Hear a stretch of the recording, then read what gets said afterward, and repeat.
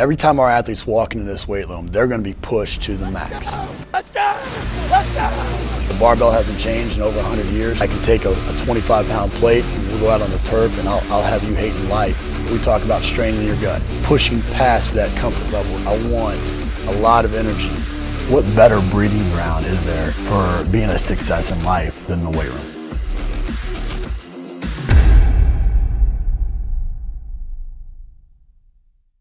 Hey guys, welcome back to Iron Game Talk. I'm your host, Ron McKeefery, and this is episode number 237. I want to thank you guys for listening each week. Really appreciate those of you that like, share, comment. Just continues to help me highlight and promote the great people in our profession. Also want to thank specifically our sponsors and Intech for bringing this episode to you for free. Intech is ran by a bunch of great guys, great product. Great, if you're in the market for bumpers or bars or dumbbells, you can't go wrong with the quality, you can't go wrong with the customer service and just fantastic people. So please check them out. If anything, just say thanks for being a part of Iron Game Talk the next time you see them at a conference and whatnot. This week I'm joined by Sam Gardner. Sam is a strength and conditioning coach with the Team USA Paralympic. We got a chance to get to know each other a lot better in Poland recently. We spent some time in the central market and just a great guy. And as soon as I met him, just knew I needed to have him on the show and talk a little bit about the great work that he's doing with Team USA. So Sam, I appreciate you being on the show, man. Coach, it's a privilege. I'm a big fan of everything you're doing to help benefit the field. So keep up the great work. Thanks, man. Well, hey, your experience is vast, and it's led you to your current position. And we'll dig into that as we go, but you had some stops with Special Forces. You had stops with NBA. You played college basketball. And now you're with the Paralympics and Chula Vista. Which one of those experiences kind of best, or where did you best defined you, or where did you grow up as a strength and conditioning coach? Yeah, that's a great question. It's tough to just pick one. Obviously, hopefully everywhere I've been, I've learned from. You learn the things you like, and once in a while you learn some things you don't like, either way you try to learn, right? And, for me, each stop, it's the people that really made the experiences, and I've been fortunate to be really blessed by all the people that surround me, people that know a lot more about certain things than I do that I can pick their brains on and hopefully grow from. But one stop, working with the D-League experience, Santa Cruz Warrios, affiliation with Golden State Warriors, it was the inaugural season. They just bought the franchise and kind of set up a model that now is growing into the G-League, where it's a sole affiliate. It was only about an hour and a half commute. You could bounce back and forth between the two clubs. And we literally laid the foundation, pun intended. I literally laid down the parquet floor, the new arena. And, I was blessed. I went from having all these fancy facilities at the Olympic Training Center to now I had a couple of mismatched kettlebells and some stability balls and med balls. And how do you make it happen, right? So it forced me to grow. It challenged me to get creative. It made me realize that it's not just all about any flash or any one facility. You have to be adaptable and you have to learn and grow and just find ways to make athletes better. So that experience forced me to go outside my comfort zone.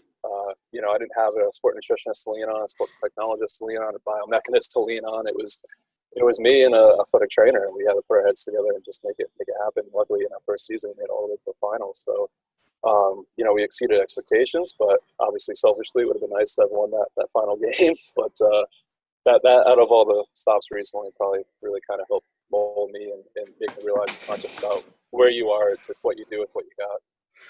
It's great that you bring that up, because I think so many times, especially as young strength coaches, we're so focused on trying to get to the big time, whatever that may be, and working with the best athletes and the shiny objects and the best weight rooms and the whole deal. But where you learn the most and where you become a great strength coach, in my opinion, is when those things are taken away from you, and you have to be creative, and you have to still get the job done with limited resources, and makes it all that much more effective and efficient when you do have lots of tools available to you. Right. Yeah, when those things get reintroduced to a program, then you can use them again, but I won't lean as heavily on them as I have in the past, because I know there's other ways to get things done. Great.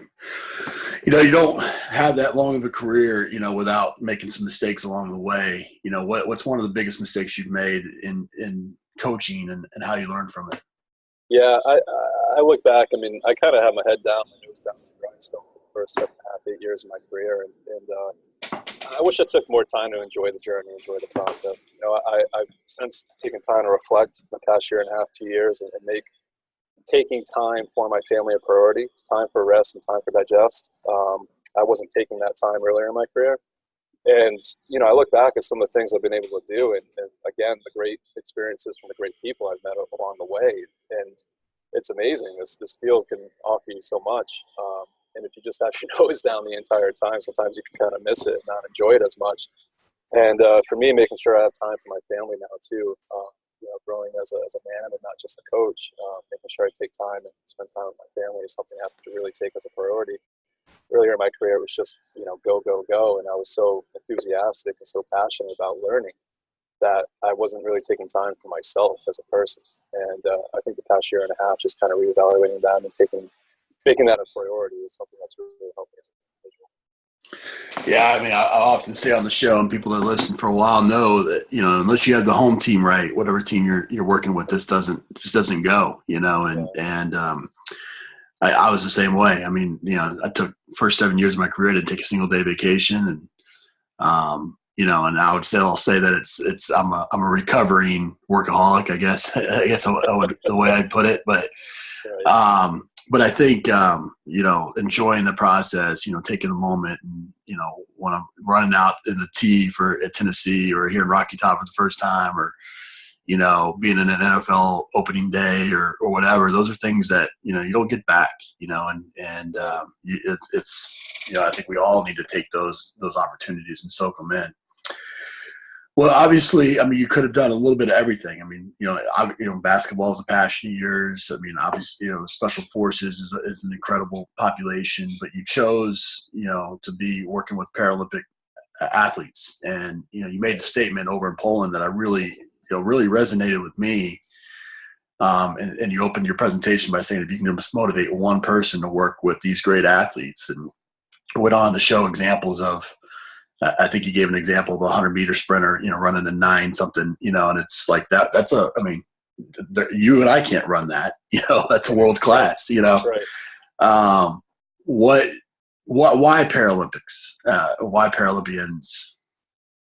Yeah, great question, Coach. You know, and it's a passion that's definitely grown over the past. I'm going in my 4th season now, supporting U.S. Paralympics. You know, I kind of have a unique role where I still do work with resident Olympic programs, but I kind of take the lead out here in Chula Vista, where I am the lead on Paralympic strength and conditioning. So kind of a split role, 2 different hats that I like to jump back and forth. I can learn from one group and apply it to the other, and learn from the other group and apply it back to the Olympic side. So it's a blessing for me.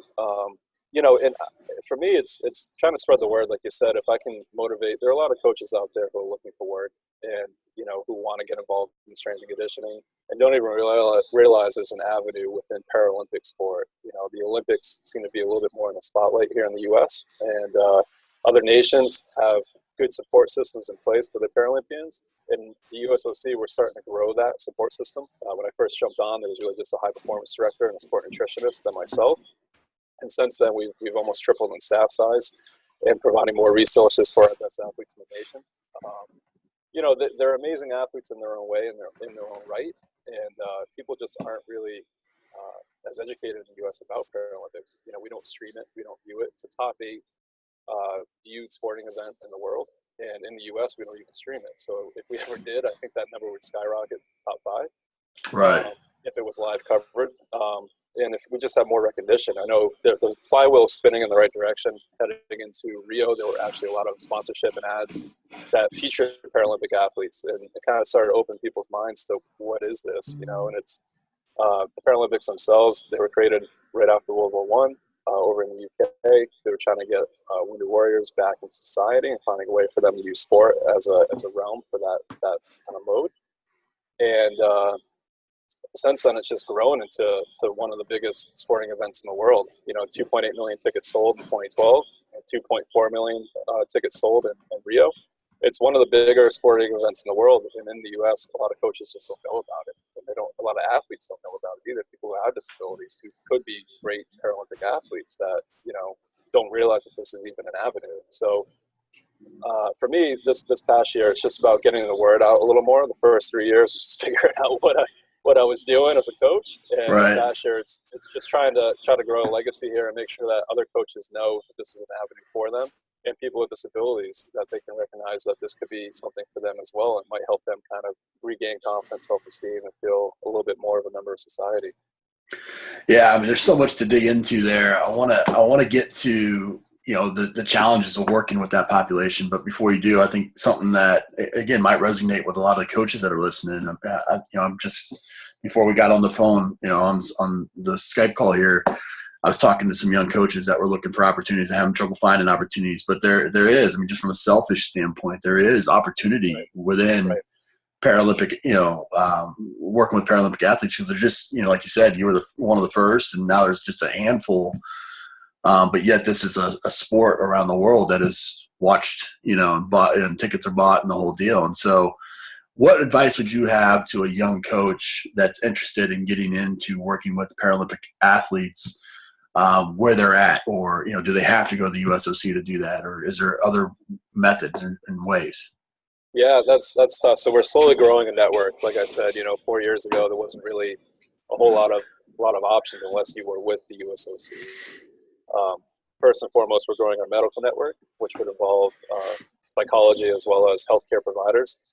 And what I'm hoping to do is push forward and to start to hopefully create a network where there are S&Cs that are credentialed and experienced S&Cs across the country who want to get involved, and maybe we can actually start growing a strength and conditioning network. Because, you know, part of the issue being such a large nation, yeah, we have a huge athletic population, which is a blessing, but it can be a curse where we're decentralized. You know, we only have 3 training centers throughout the country. We have a bunch of training sites growing, and having coaches that are interested, eager, and ready to help in different locations could potentially help different clubs that are located throughout the country, or even just young aspiring athletes who are in grassroots programs who want to get better, but have to rely on camps where they only come to maybe the training center once a year. So for me, it's just about growing, first and foremost, the knowledge of what Paralympics is, but also trying to get young coaches involved and see if they could kind of chip in and help out.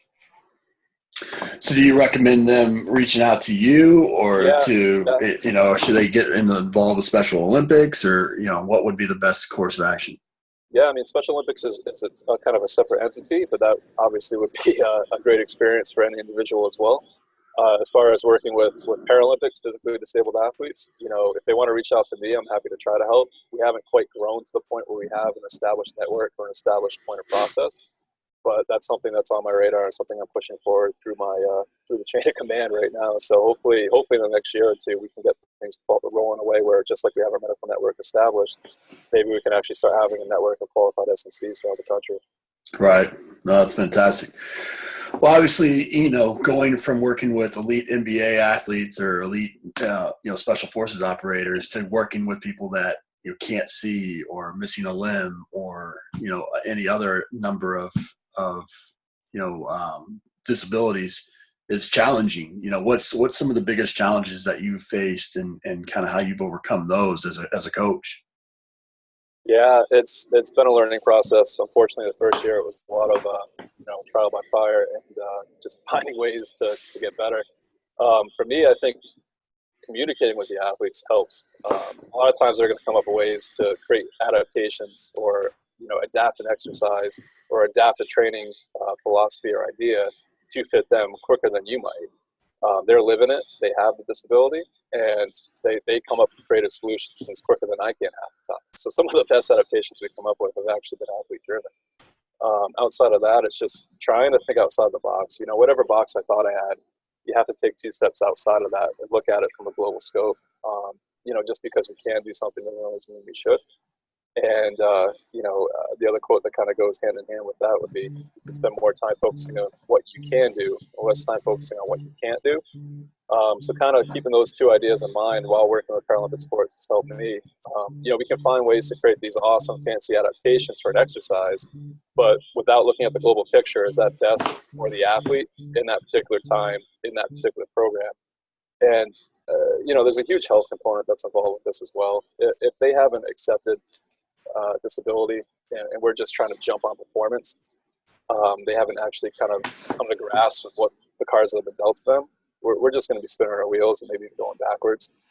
So first and foremost, it's getting the athletes' health in check first, and then from there we can start worrying more and more about performance. You did an exercise over in Poland that I really liked, that I took notes on and plan on having my athletes do as just an experience in the opportunities that they've been given. But you placed two coaches, and one was blindfolded, and you had another trying to demonstrate, and then you had the added challenge of having to work through an interpreter to do that. But you know, I felt like it was really powerful, and I don't know if I heard this in one of your presentations, but I've heard it recently that, you know, some people would kill for your worst day, you know, and you know, and so waking up and missing a limb, or waking up and being blind, or something along those lines. I mean, that's you know, and I think our athletes sometimes take for granted the opportunities that they've been given. And so, you know, taking your athletes and blindfolding them and having them lead them through an agility course, or, you know, a strength training exercise is not just a good coaching exercise to get them to use their communication tools, but also it's a good exercise and just that the opportunities that we've all been given in life. And so I thought that was really powerful and appreciated that.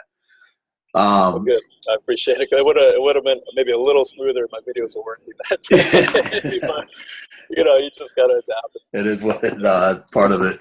But I think for, you know, going to that point, have you come up with any kind of you know, I mean, obviously every athlete's a little bit different, but have you come up with kind of a checklist as to, you know, are you going sensory and then auditory, and then, you know, have you gone through any kind of a checklist of coaching cues that are becoming very effective in your case, but also would turn around and apply to just any athlete? Yeah, no, it's a great question, Coach. And there's been some great work coming out over the past couple of years that it's kind of made me feel like, oh wow, maybe I was onto something, right? You know, people like Brett Bartholomew and Nick Mickelman have been doing some good research and pulling out some old ideas. And going back to my undergrad too, just studying physical education before I switched focuses and had a double major in movement science, and learning pedagogy, you know, motor learning, motor control. How do we teach? How do we communicate? Having my professor standing over my shoulder and constantly critiquing me at the time wasn't super fun, but looking back at it, there were a lot of valuable lessons. You know, what feedback are you giving? Who are you giving the feedback to? Do they know that you're giving them the feedback? How is your progression set up? Is it set up for success? All those things were constantly being critiqued, even in my undergrad. So now I can look back and enjoy those experiences. At the time, it probably wasn't always the funnest thing, but I don't think I have any one specific one size fits all for any of these athletes. And even if I did with able-bodied athletes, I don't know that with this population I could. You know, you talk about principles-based versus philosophy-based, and it's very true with these Paralympic athletes. If I just had one cookie cutter idea, whether it be a cue or a program, and I try to give it to somebody, you know, let's say it's my track group, let's say it's my track sprinters. Well, you know, somebody might be in a wheelchair sprinting 100 meters. Somebody might be blind sprinting 100 meters. Somebody might be an amputee above the knee. Somebody might be a double below the knee amputee, all in the same training group. They might all run the same event, but I can't use one cue or one system for all those athletes. It just doesn't really work too well because they all have such individual needs and come from such different backgrounds. So for me, it's been great. It's been a great learning experience because I have to constantly adapt, constantly think outside of my my parental box that I thought I had established, you know, my first 7 or 8 years of my career. And now it's stepping 2 steps outside of that box and reevaluating the whole process and zooming out a bit. I couldn't agree with you more. I think what I've always tried to do, and this was reinforced into me by Mark Sanovich with the Tampa Bay Bucks when I worked for him, but throughout my career, I've always tried to use, you know, all 3 forms of communication, whether it be visual, auditory, and kinesthetic.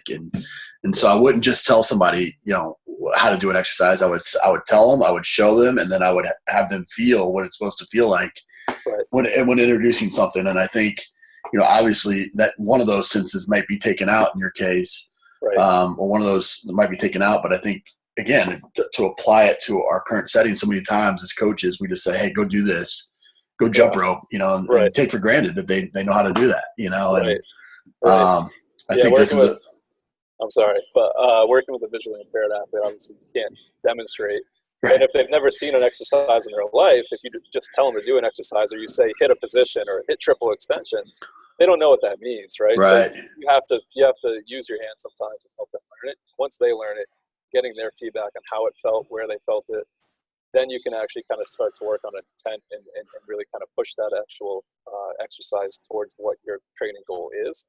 But it might just, you gotta be patient, and you gotta be creative. I like that.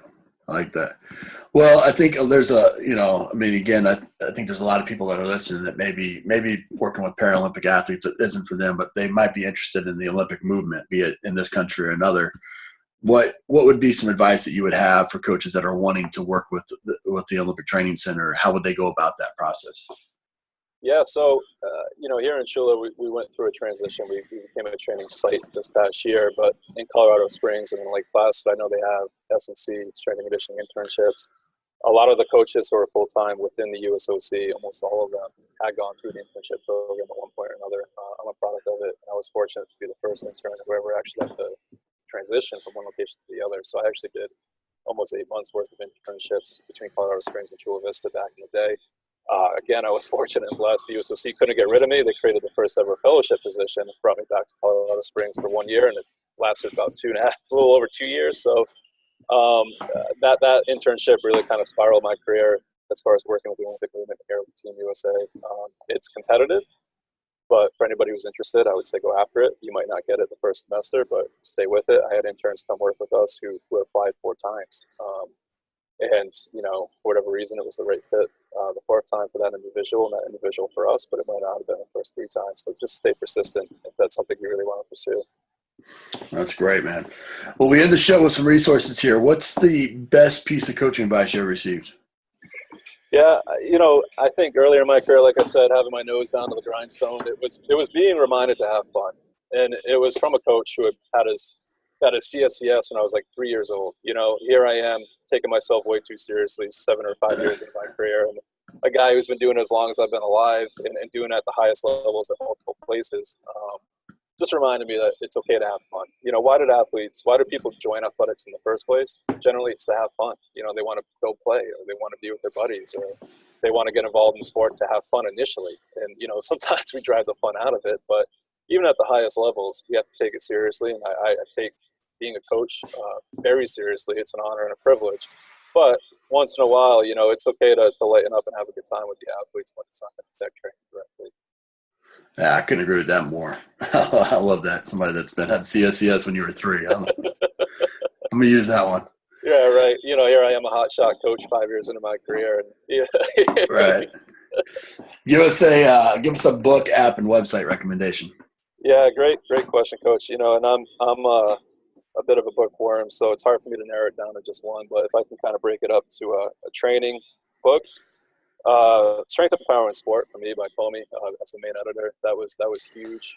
I really tend to enjoy focusing more on the art of coaching, and sometimes breaking things down to the cellular level or looking at tendon stiffness and things like that. I have to really take my time to process that information. And that book just had a little bit of everything for me at that point in my career that really helped me expand my knowledge from a physiological standpoint, biochemical standpoint.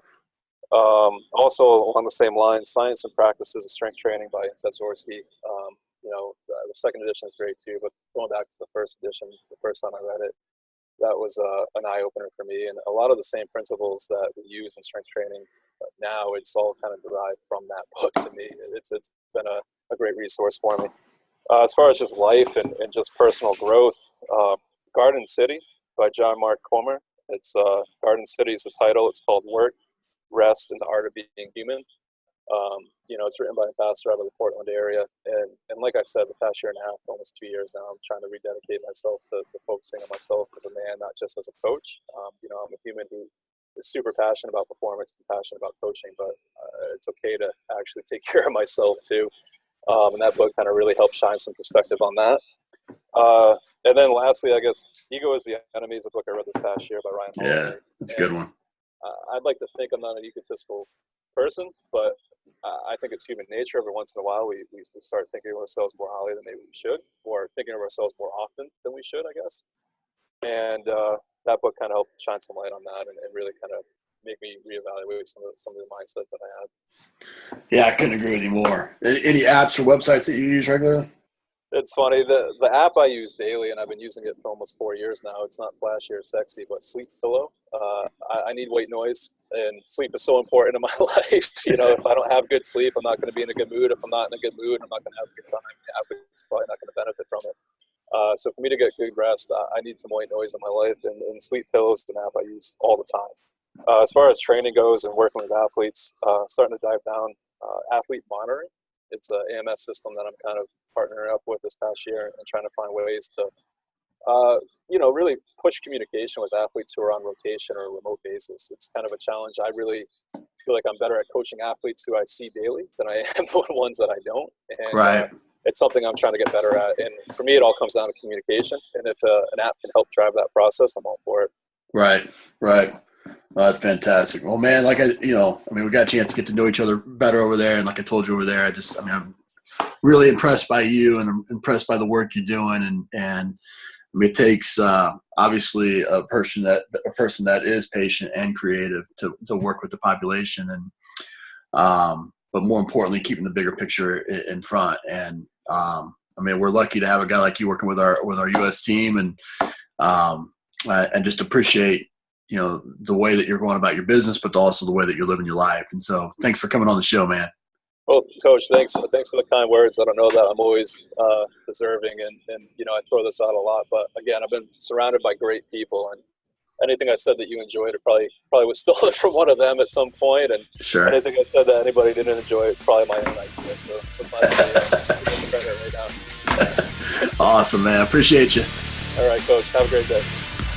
That's it for this episode of Iron Game Chalk Talk. Thanks to this week's guest as well as our sponsors for bringing this episode to you for free. Make sure to check out ronmckeefery.com, where you can join our mailing list, find the show notes, including all the links and resources mentioned, and information about Coach McKeefery's other products. While you are there, please join Coach McKeefery in the comments section thanking our guest for sharing. If you haven't subscribed to Iron Game Chalk Talk on YouTube or iTunes yet, make sure to do so. Comments, ratings, and reviews are always welcome. Coach McKeefery can be found on Twitter at @RMcKeefery, on Facebook and YouTube at /Ron.McKeefery. That's it for this week. Be sure to check back next week for another great episode of Iron Game Chalk Talk.